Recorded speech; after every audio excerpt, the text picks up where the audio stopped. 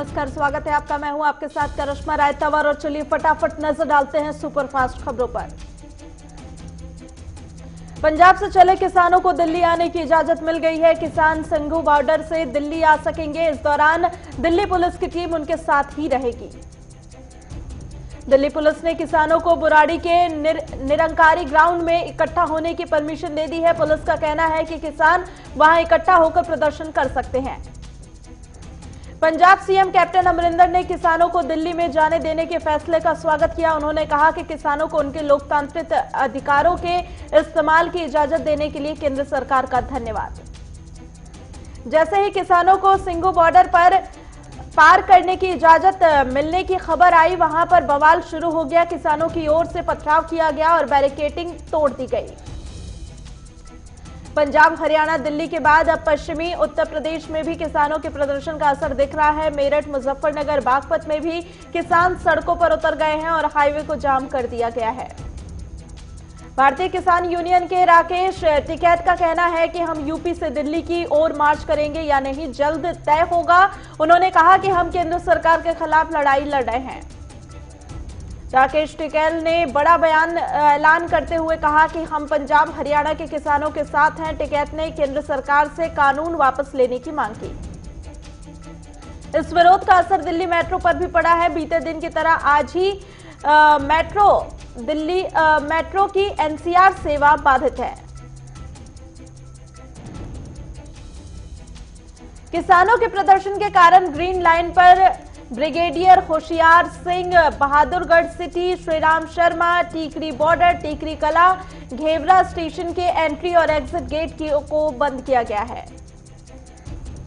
Delhi police को अरविंद केजरीवाल सरकार से झटका लगा है। दिल्ली सरकार ने पुलिस की 9 स्टेडियम को अस्थायी जेल बनाने की मांग को नकार दिया है।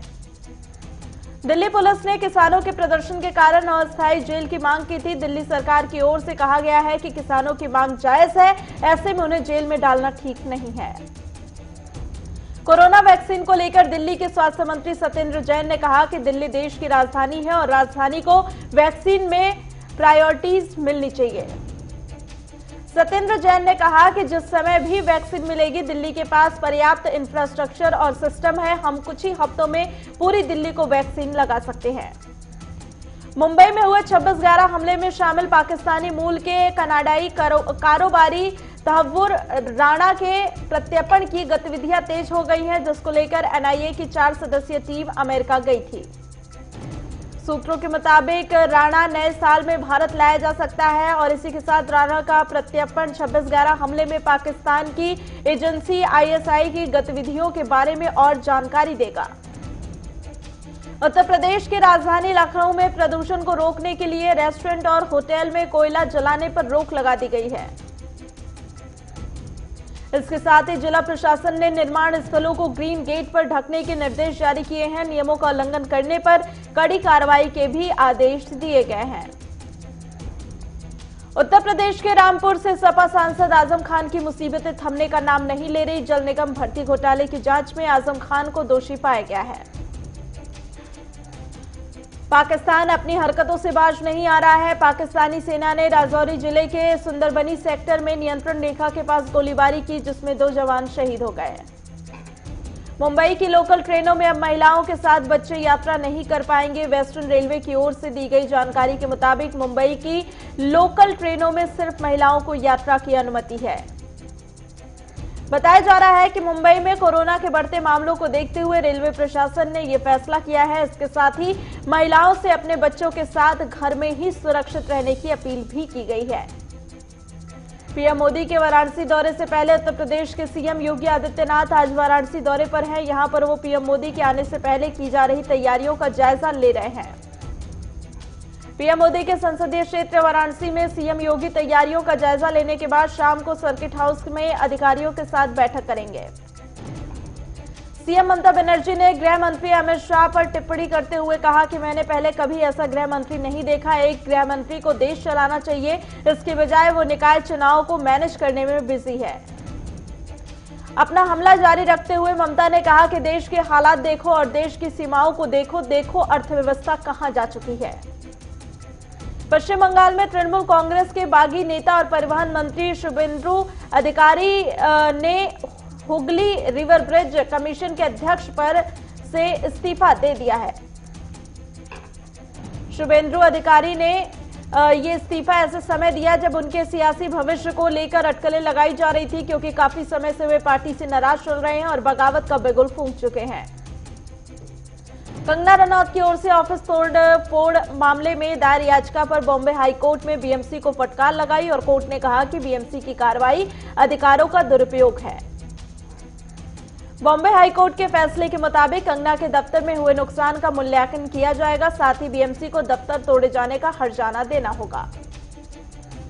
कोर्ट के इस फैसले के बाद बीजेपी नेता अतुल भटकाखल ने महाराष्ट्र सरकार पर हमला बोला और अतुल ने कहा कि हाई कोर्ट का फैसला राज्य सरकार के मुंह पर तमाचा है। मध्य प्रदेश में शिवराज सरकार की कैबिनेट बैठक में फैसला लिया गया कि शिवराज के मंत्रियों को अब हर महीने अपने अपने विभाग का रिपोर्ट कार्ड देना होगा। उपचुनाव में प्रचंड जीत के बाद हुई इस पहली कैबिनेट बैठक में तय किया गया है कि सभी मंत्री हर हफ्ते सोमवार को अपने विभाग के कामों की समीक्षा करेंगे और इस आधार पर हर महीने विभागों को रेटिंग दी जाएगी। पंजाब के मुख्यमंत्री कैप्टन अमरिंदर सिंह ने एक वीडियो ट्वीट कर राहुल गांधी के नेतृत्व का समर्थन किया। कैप्टन अमरिंदर ने नेतृत्व परिवर्तन के लिए उठी मांग को सिरे से खारिज कर दिया। इसके साथ ही कैप्टन अमरिंदर सिंह ने अपने वीडियो में कांग्रेस के नेताओं से अपील की है कि वे ऐसे गंभीर मुद्दों को पार्टी फोरम में ही उठाएं। राजद प्रमुख लालू यादव की जमानत के लिए अभी इंतजार करना होगा। झारखंड के हाई कोर्ट में होने वाली सुनवाई टल गई है, अब 11 दिसंबर को सुनवाई होगी। केंद्रीय स्वास्थ्य मंत्रालय के मुताबिक भारत में कोरोना के एक्टिव मामलों की संख्या 4,55,555 है, जबकि देश में अब तक 1,35,715 कोरोना मरीजों की मौत हो चुकी है। भारत में पिछले 24 घंटे में कोविड-19 के 43,082 मरीज संक्रमित हुए और वहीं इस दौरान 492 मरीजों ने वायरस के चलते जान गंवाई है। राजधानी में कोरोना मामलों की कुल संख्या 5 लाख के पार हो गई है। दिल्ली में गुरुवार को एक दिन में कोविड-19 के 5,445 नए मामले सामने आए, जबकि 91 मरीजों की मौत हो गई। महाराष्ट्र में गुरुवार को कोरोना के 6,406 नए मामले सामने आए और 65 लोगों की मौत हो गई और राज्य में 35 दिन बाद कोरोना के एक दिन में ये सबसे अधिक मामले हैं। राजस्थान में कोरोना वायरस संक्रमण के गुरुवार को 3,180 नए मामले सामने आए और इसके साथ ही अब तक राज्य में संक्रमित लोगों की कुल संख्या 2,56,947 हो गई है। कोरोना संकट के बीच एम्स में कोरोना वैक्सीन के ह्यूमन ट्रायल के तीसरे फेज की शुरुआत हो चुकी है। एम्स के न्यूरो साइंस सेंटर के चीफ डॉक्टर एमवी पद्म श्रीवास्तव और 3 अन्य वॉलंटियर को पहली डोज दी गई है। देश में कुल 25,800 लोगों पर वैक्सीन का ट्रायल होना है। वैक्सीन की 2 डोज होगी और पहली डोज देने के 28 दिन बाद दूसरी डोज दी जाएगी। कोरोना संक्रमण पर नियंत्रण के लिए रात्रि कर्फ्यू लगाने पर दिल्ली सरकार 3 से 4 दिनों में निर्णय ले सकती है। हालांकि अभी इस पर कोई फैसला नहीं हुआ है। दिल्ली पुलिस ने पूर्वी दिल्ली में हुए दंगों के 20 आरोपियों की तस्वीरें जारी की है। जिस पोस्टर में इन आरोपियों की तस्वीर है उसे राजधानी के सार्वजनिक स्थलों पर लगाया जाएगा। दिल्ली पुलिस ने तस्वीर जारी करने के साथ ही वायदा किया है कि आरोपियों से जुड़ी कोई भी सूचना देने वालों को गिरफ्तारी के बाद इनाम भी दिया जाएगा। एक मिग-29 के ट्रेनर विमान अरब सागर में दुर्घटनाग्रस्त हो गया। हादसे के बाद एक पायलट मिल गया है, जबकि दूसरे को सतह और आसमान के जरिए ढूंढा जा रहा है। राष्ट्रीय राजधानी दिल्ली में यमुना में अमोनिया का स्तर बढ़ने से सूबे के कई इलाकों में जलापूर्ति प्रभावित रहेगी। वजीराबाद तालाब में अमोनिया का स्तर बढ़ गया है। रोशनी एक्ट को खत्म करने के जम्मू कश्मीर हाईकोर्ट के आदेश के खिलाफ सुप्रीम कोर्ट में कई स्पेशल लीव याचिकाएं दायर की गई हैं। याचिकाकर्ताओं का कहना है कि उन्होंने कभी भी सरकारी जमीन पर अतिक्रमण या कब्जा नहीं किया और न ही कभी उन्हें इस मामले में पक्षकार बनाया गया। गुजरात के राजकोट जिले में देर रात एक कोविड अस्पताल में भीषण आग लग गई। इस हादसे में कुल 6 लोगों की झुलस कर मौत हो गई।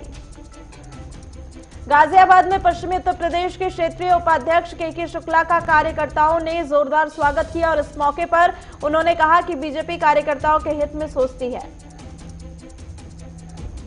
बिहार विधानसभा सत्र के अंतिम दिन विपक्ष ने सदन के बाहर जमकर हंगामा किया। धान खरीद में देरी और किसान आंदोलन को लेकर सरकार को जमकर घेरा। जोधपुर में प्रेमी युगल ने पेड़ पर फांसी लगाकर आत्महत्या कर ली। बता दें कि दोनों ने यह कदम इसलिए उठाया क्योंकि नाबालिग लड़की के परिजनों ने लड़की की शादी तय कर दी थी। काशीपुर में अपर पुलिस अधीक्षक ने थाना कुंडा का वार्षिक निरीक्षण किया और इस दौरान उन्होंने थाना प्रभारी को लंबित पड़ी विवेचना को जल्द पूरा करने के दिशा निर्देश दिए। रायपुर कांग्रेस संचार विभाग के अध्यक्ष शैलेश नितिन त्रिवेदी ने कहा कि कांग्रेस सरकार किसानों से अपने वादे पर अडिग है। छत्तीसगढ़ में 1 दिसंबर से धान खरीद होगी। गिरिडीह में गुरु नानक देव जी के जन्म दिवस के अवसर पर चौथी प्रभात फेरी निकाली गई और इस दौरान लंगर, भजन कीर्तन जैसे कार्यक्रम चलेंगे। हमीरपुर में ट्रक और ऑटो की भिड़ंत में 22 लोग घायल हो गए, जिन्हें पास के अस्पताल में भर्ती कराया गया, जहां पर 11 की हालत नाजुक देखते हुए कानपुर के लिए उन्हें रेफर किया गया। हरिद्वार में संपत्ति को लेकर 2 संतों में विवाद हो गया, जिसके बाद प्रशासन और संतों ने विवाद को खत्म कराया और दोनों को उत्तराधिकारी घोषित किया। सोनभद्र के घोरावल ब्लॉक में सामुदायिक शौचालय के निर्माण में घटिया सामग्री का उपयोग किया जा रहा है, जिसको लेकर कांग्रेस के जिला सचिव ने खंड विकास अधिकारी से शिकायत भी की है। सोलन में प्राकृतिक खेती जागरूकता और किसान समारोह का आयोजन किया गया, जिसमें किसानों को नवीनतम तकनीक कृषि उपकरणों की जानकारी दी गई। मसूरी में श्रम कानून के खिलाफ मजदूर संगठन ने विरोध प्रदर्शन किया और सरकार के खिलाफ जमकर नारेबाजी की। गदरपुर में नाव पलटने से एक महिला की मौत हो गई। जानकारी के मुताबिक ओवरलोडिंग की वजह से नाव पलट गई थी, जिसकी वजह से एक महिला डूबने से उसकी मौत हो गई। गया में ट्रक की चपेट में आने से एक महिला की मौत हो गई, जबकि 2 लोग गंभीर रूप से घायल हो गए। वहीं गुस्साए लोगों ने सड़क पर जमकर हंगामा किया। पटना में अपराधियों के हौसले लगातार बुलंद होते जा रहे हैं, जहां पर दिन दहाड़े बेखौफ अपराधी व्यवसाय को गोली मारकर फरार हो गए और फिलहाल पुलिस मामले की जांच कर रही है। कृषि कानून के खिलाफ प्रदर्शन कर रहे किसानों का जत्था घरौंडा हाईवे से गुजर गया है और किसानों की मांग है कि सरकार किसानों के हितों के लिए एमएसपी गारंटी लागू करे। साहिबगंज में स्वास्थ्य केंद्र के बाहर से एक्सपायरी फॉलिक एसिड सिरप की दर्जनों भर बोतल मिलने से हड़कंप मच गया। मामले में सीएम ने संज्ञान लेते हुए कड़ी कानूनी कार्रवाई करने का निर्देश दिया। झबरेड़ा पहुंचे कैबिनेट मंत्री सत्यपाल महाराज ने किसानों के सम्मान में किसान चौक का लोकार्पण किया। जूनियर इंजीनियर की मौत के मामले में सीएम भूपेश बघेल ने कहा कि किसी को भी कस्टडी में मौत उसकी दुखद है, इसलिए मामले की जांच पूरी तरह से की जाए। हमीरपुर में पुलिस ने किराना व्यापारी से हुई लूट का खुलासा करते हुए 5 लुटेरों को गिरफ्तार किया, जिनके पास से 1,27,000 रुपए और अवैध तमंचा बरामद हुआ। हरियाणा सरकार के दावों के बीच किसानों का काफिला दिल्ली की तरफ बढ़ रहा है और बता दें कि किसान कृषि कानूनों को वापस लेने की मांग कर रहे हैं। तो इसी के साथ फिलहाल के लिए सुपरफास्ट खबरों में इतना ही। आप बने रहिए हमारे साथ।